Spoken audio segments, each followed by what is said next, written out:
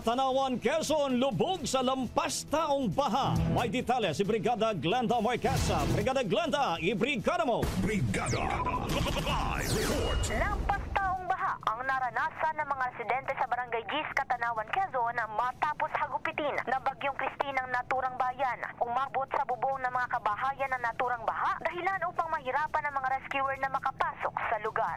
Sa panayam ng Brigada News of Sana kay Governor Helen Tan, malaking hamon hanggang ngayon para sa kinauukulan na pasukin ang lugar dahil sa mataas na level ng tubig. Hindi na rin madaanan ang ibang kalsada sa nasabing bayan dahil sa mga landslide at baha sa iba pang barangay. Bukod dito, binahari ng iba't ibang bayan sa lalawigan na tulad ng Tagkawayan, San Francisco, Macalelo, Namulanay at Calawag, Quezon.